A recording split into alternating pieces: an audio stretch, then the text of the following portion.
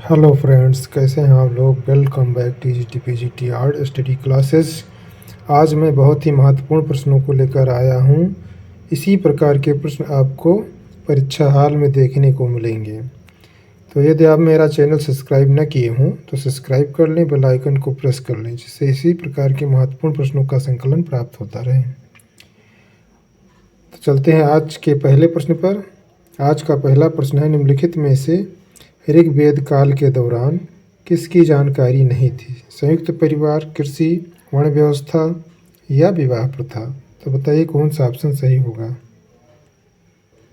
तो इसका ऑप्शन सही होगा नंबर 3, वर्ण व्यवस्था, जाति।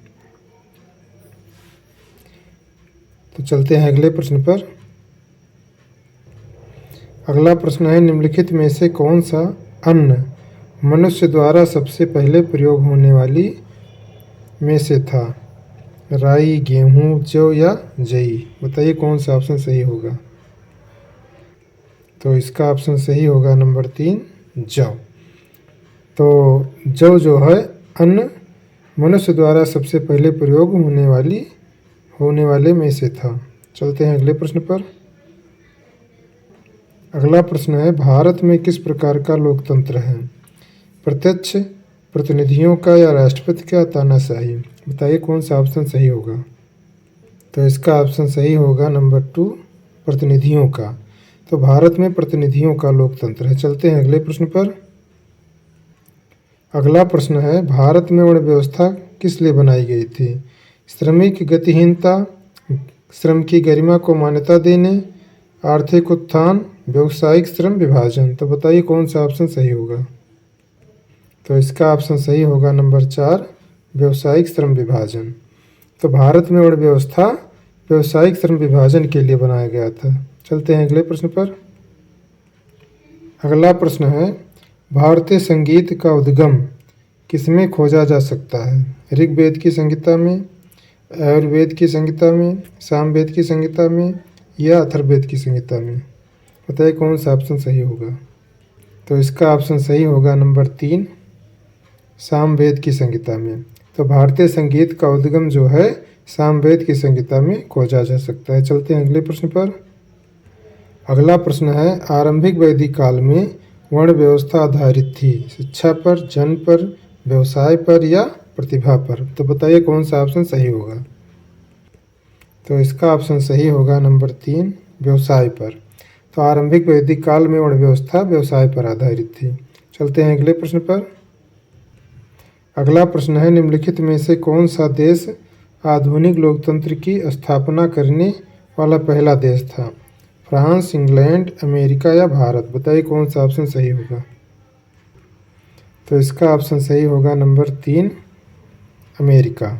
तो अमेरिका जो है, अमेरिका देश आधुनिक लोकतंत्र की स्थापना करने वाला पहला देश था। तो चलते हैं अगले प्रश्न पर। अगला प्रश्न है, भारत के संविधान का निर्माता किसे माना जाता है। महात्मा गांधी, बी.आर. अम्बेडकर, जवाहरलाल नेहरू, बी.एन. राव। बताइए कौन सा ऑप्शन सही है। इसका ऑप्शन सही है नंबर 2, बी.आर. अम्बेडकर। तो भारत के संविधान का निर्माता बी.आर. अम्बेडकर को माना जाता है। चलते हैं अगले प्रश्न पर। अगला प्रश्न है, संविधान की मसौदा समिति के समक्ष प्रस्तावना किसके द्वारा प्रस्तुत की गई थी। जवाहरलाल नेहरू, बी.आर. अम्बेडकर, बी.एन. राव या महात्मा गांधी। बताइए कौन सा ऑप्शन सही है। तो इसका ऑप्शन सही है नंबर 1, जवाहरलाल नेहरू। तो चलते हैं अगले प्रश्न पर। अगला प्रश्न है, सूर्य ग्रहण उस समय होता है जब सूर्य और पृथ्वी को जोड़ने वाली रेखा पर चंद्रमा स्थित नहीं होता। सूर्य और पृथ्वी के बीच चंद्रमा आ जाता है, चंद्रमा और पृथ्वी के बीच सूर्य आ जाता है, चंद्रमा और सूर्य के बीच पृथ्वी आ जाता है। तो बताइए कौन सा ऑप्शन सही होगा। तो इसका ऑप्शन सही होगा नंबर 2, सूर्य और पृथ्वी के बीच चंद्रमा आ जाता है। तो सूर्य ग्रहण उस समय होता है जब सूर्य और पृथ्वी के बीच चंद्रमा आ जाता है। चलते हैं अगले प्रश्न पर। अगला प्रश्न है, जब चंद्रमा पूरी तरह से सूर्य को ढक लेता है, आच्छादित कर देता है, तो उसे क्या कहते हैं। एंटुम्बा, प्रच्छाया, उम्ब्रा या उपछाया पिनम्बा, इनमें से कोई नहीं। बताइए कौन सा ऑप्शन सही होगा। तो इसका ऑप्शन सही होगा नंबर 2, प्रच्छाया उम्ब्रा।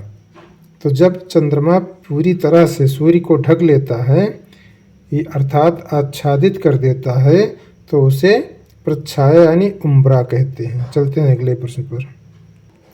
अगला प्रश्न है, ग्रहण के दौरान पड़ने वाली छाया का सबसे काला भाग है। प्रभामंडल, प्रच्छाया, उपछाया या ब्लैक होल। बताइए कौन सा ऑप्शन सही होगा। तो इसका ऑप्शन सही होगा नंबर 2, प्रच्छाया। तो ग्रहण के दौरान पड़ने वाली छाया का सबसे काला भाग जो है प्रच्छाया है। चलते हैं अगले प्रश्न पर। अगला प्रश्न है, भारत के गणतंत्रीय दल की स्थापना किसने की। नंबूदरीपाद, मुलजी वैश्य, डॉक्टर बी.आर. अम्बेडकर, श्रीपद डांगे। तो बताइए कौन सा ऑप्शन सही होगा। तो इसका ऑप्शन सही होगा नंबर 3, बी.आर. अम्बेडकर। तो भारत के गणतंत्रीय दल की स्थापना बी.आर. अम्बेडकर ने की। चलते हैं अगले प्रश्न पर। अगला प्रश्न है, निम्नलिखित में से किसके भीतर बृहस्पति का गैलीलियन उपग्रह नहीं है। नंबर 1, यूरोपा, गैनीमेड, कैलिस्टो या डीमोस। तो बताइए कौन सा ऑप्शन सही होगा। तो इसका ऑप्शन सही होगा नंबर 4, डीमोस। तो चलते हैं अगले प्रश्न पर। अगला प्रश्न है, सूर्य का प्रकाश हमारे पास लगभग कितने समय में पहुंचता है। 8 मिनट, 2 मिनट, 6 मिनट या 4 मिनट। बताइए कौन सा ऑप्शन सही होगा। तो इसका ऑप्शन सही होगा नंबर 1, 8 मिनट। तो सूर्य का प्रकाश हमारे पास लगभग 8 मिनट में पहुंचता है। चलते हैं अगले प्रश्न पर। अगला प्रश्न है, माजुली संसार का सबसे बड़ा नदी द्वीप किस राज्य में स्थित है। नंबर 1, अरुणाचल प्रदेश, असम, त्रिपुरा या मिजोरम। बताइए कौन सा ऑप्शन सही होगा। तो इसका ऑप्शन सही होगा 4, मिजोरम। तो माजुली संसार का सबसे बड़ा नदी द्वीप मिजोरम राज्य में स्थित है। चलते हैं अगले प्रश्न पर। अगला प्रश्न है, भारत में सबसे घनी आबादी वाला राज्य है। उत्तर प्रदेश, बिहार, पश्चिम बंगाल या हरियाणा। तो बताइए कौन सा ऑप्शन सही होगा। तो इसका ऑप्शन सही होगा नंबर 2, बिहार। तो भारत में सबसे घनी आबादी वाला राज्य है बिहार। चलते हैं अगले प्रश्न पर। अगला प्रश्न है, कंचनजंगा स्थित है नेपाल में, सिक्किम में, पश्चिम बंगाल में, हिमाचल प्रदेश में।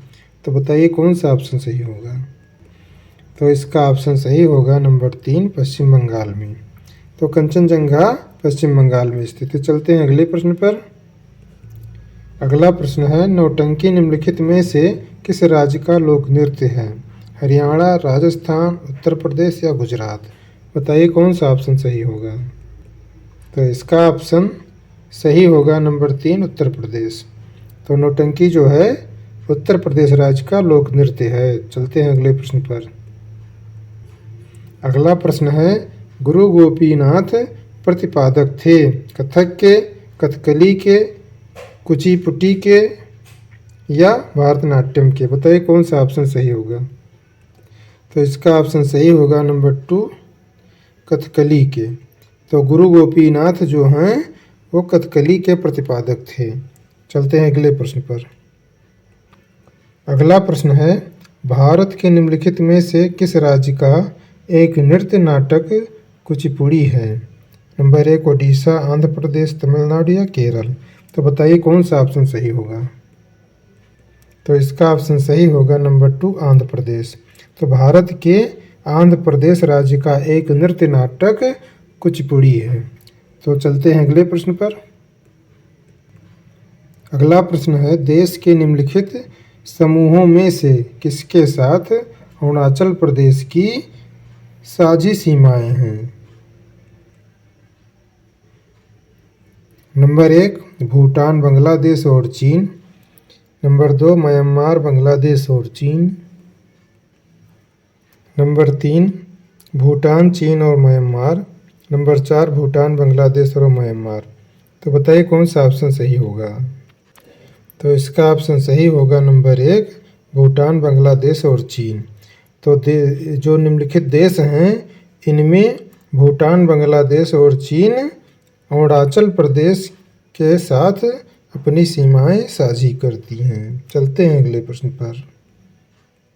अगला प्रश्न है, निम्नलिखित में सही जोड़ा कौन सा है? असम ईटानगर, अरुणाचल प्रदेश गुवाहाटी, त्रिपुरा अगरतला, नागालैंड शिलांग।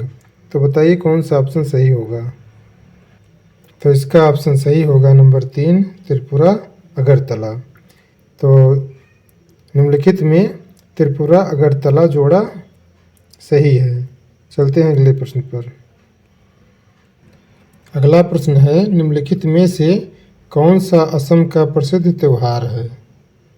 नंबर 1 है मकर संक्रांति, उगादी, ओणम, रोगाली, बिहू। बताइए कौन सा ऑप्शन सही होगा?